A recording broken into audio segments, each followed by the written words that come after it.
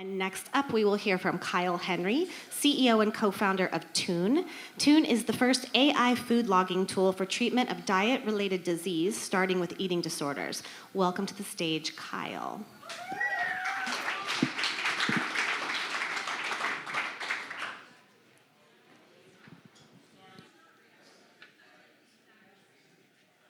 This is spatial AI. These points are being generated by LiDAR, which is a laser sensor on the back of the iPhone, and working in combination with AI to create 3D models for a highly accurate food quantification process. We are the first company to do this, and we're going to revolutionize digital healthcare. I'm Kyle Henry, CEO and co-founder of Tune, and we're building clinical-grade food logging. There we go. We're building clinical-grade food logging with AI and LiDAR for diet-related disease. I met my co-founder, Richard, 6 years ago, and what I know now is that Richard is just ahead of his time. In 2005, he was getting into AI, but in 2017, he was talking about something called spatial computing, and I'll come back to that. But what we really converged on was our shared opinions about diet-related disease. However, 100 million Americans are affected by it, and there's very little, in our opinion, that's being done about it. And so we started to talk about his experience as a researcher. He's been involved in cancer research as a scientist for many years, and he told me that food data was something that was a struggle for him. To get high-quality food data always was a struggle.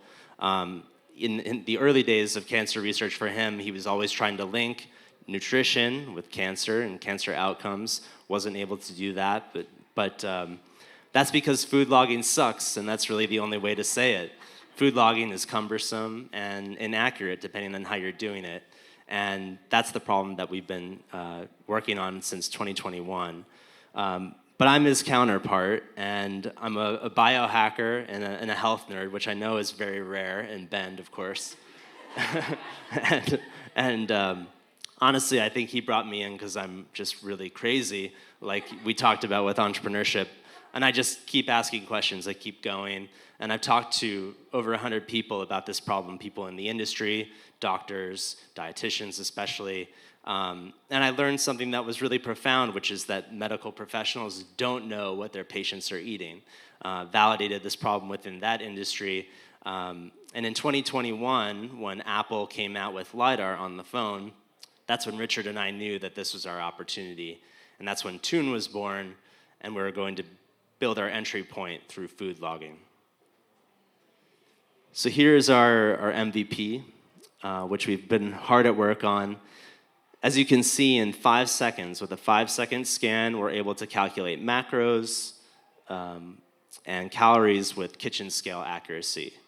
In the last year, we went from 0% accuracy to 78% accuracy with a team that's working part-time, which we're really proud of. And also to give you a little context, ChatGPT currently is we've tested it, and it's under 50% accuracy with regards to food quantification. So food quantification is very hard. This is the hard problem. Food identification is a solved problem. And that's because, LiDAR is really the key here. Apple recently, if you are following them, recently released the Vision Pro, which has a LiDAR sensor in the center of the head, the device. LiDAR is becoming on more and more devices. The growth rate of LiDAR smartphones and devices is huge, will continue into the future, and LiDAR is going to be a big part of what we do in going to market.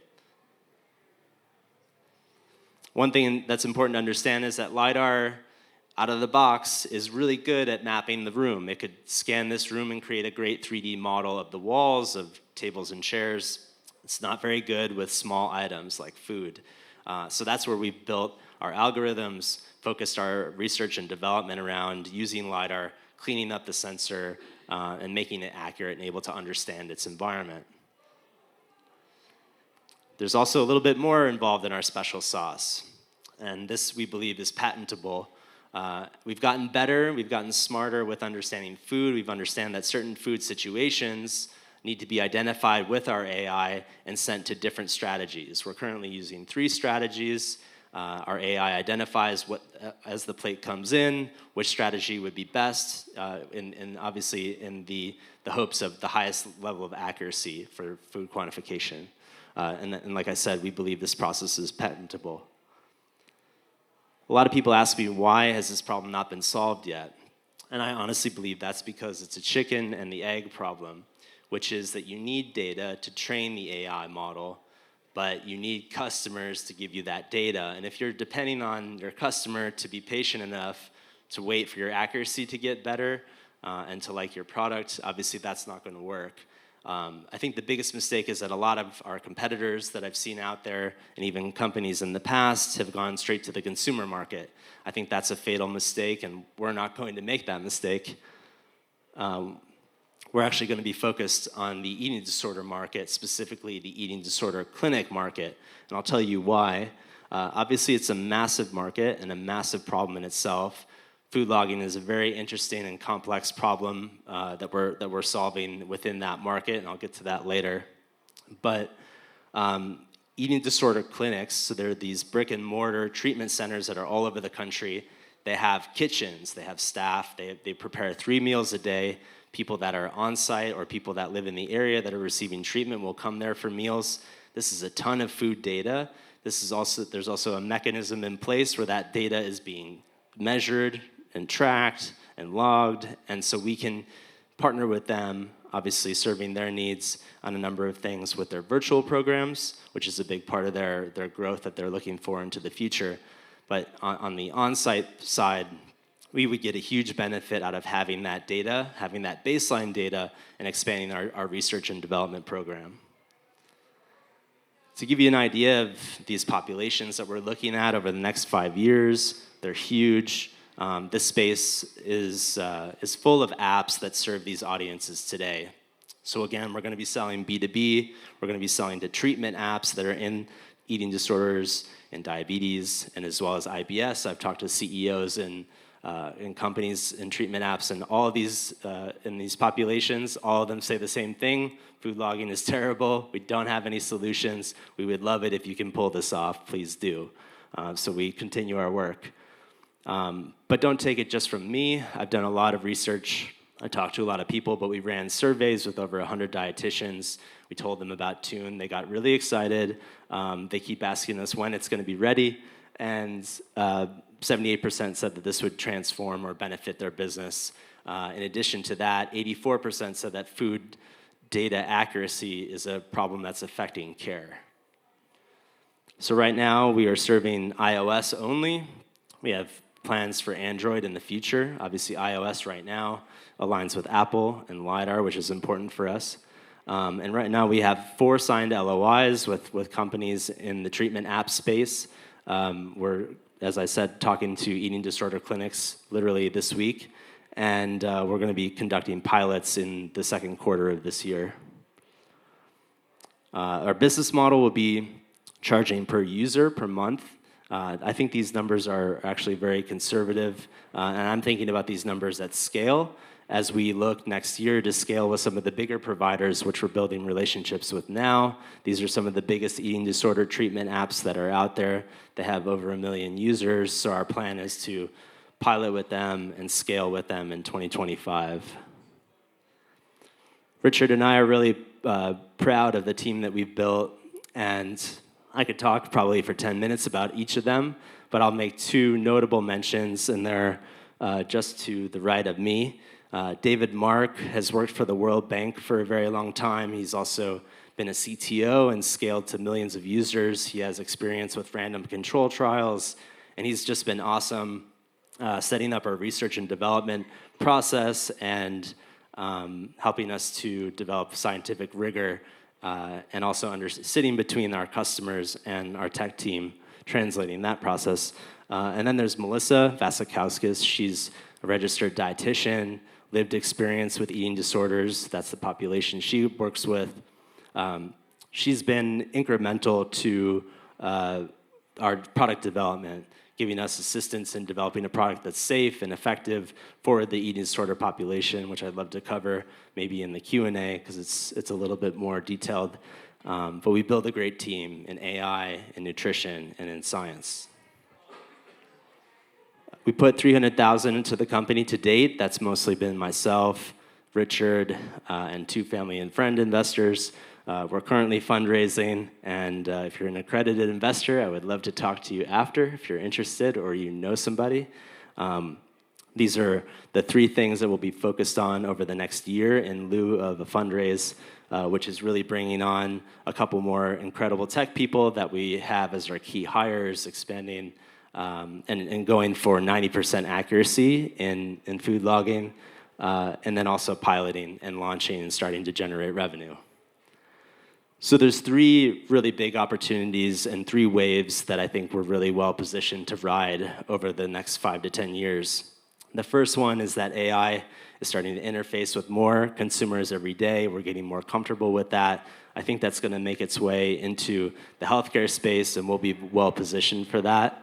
In addition, number 2 is that Apple is adding more LiDAR into the world. We're well positioned for that. I think LiDAR is going to be on more phones and devices each year. I think everybody usually follows Apple, so I expect other companies to do so in the future. We'll be well positioned for that. And lastly, diet-related disease continues to grow every year. It continues to get worse. I don't think anyone's doing anything about it, so we will. Thank you very much.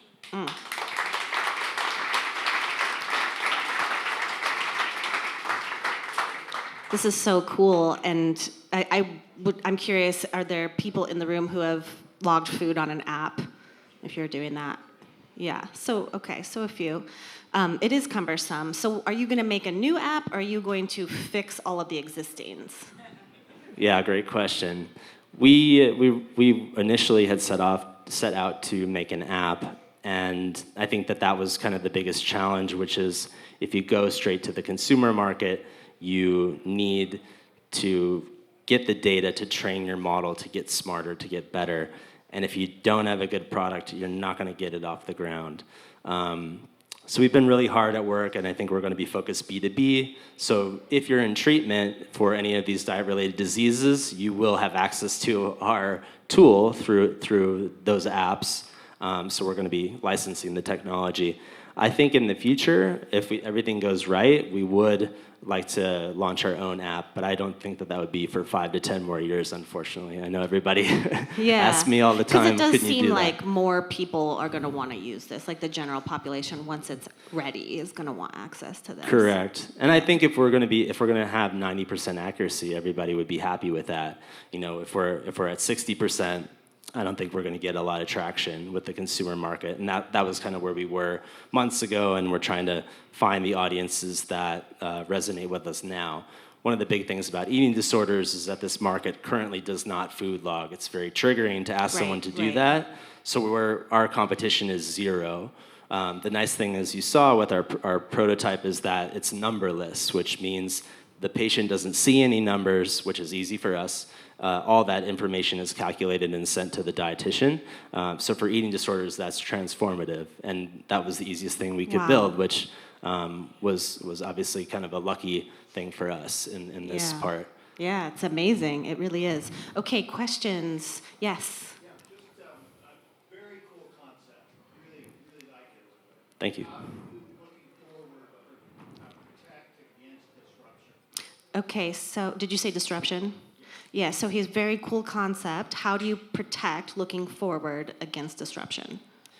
So by disruption, which way are you looking at that as coming from? Because it could be, I see a lot of it. Yeah, that's what I'm Okay. seeing this, and I'm thinking, everything AI is moving so quickly. How do you sort of protect this concept? Yeah, so how are you protecting this concept? AI is growing so fast, it's moving so quickly. You know, what do you foresee? Yeah, great question. So I think one thing is we're doing is we're avoiding the consumer market, because I think that's going to be a battle, between the MyFitnessPal and Weight Watchers against ChatGPT and Google's Gemini. They're all going to be battling for food logging with the consumer, and we don't want anything to do with that for the next 5 years. And I think focusing on these niche markets, I just don't think there's going to be a lot of competition, especially eating disorders. It's just such an underserved market. It's overlooked. It's, there's just not a lot of resources. It's underestimated. I don't think people realize what a big problem it is unless it's directly affected them. Right. I do see a lot of that. A lot of people ask me also, why you? Why are you getting involved in eating disorders? And to be honest, it does affect the women in my family, so it is something that is close to home in that way, and that's driven me to try to make this better and better, and also build a team that can help me do that. Yeah, it has been an area of very little movement forward for a very long time. Okay, another question. I think I saw somebody over on this side. Yes, in the back.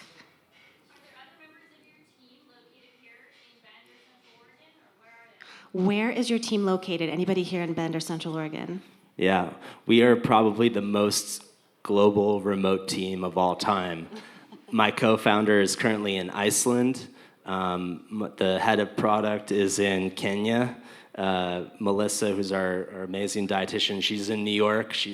I call her local.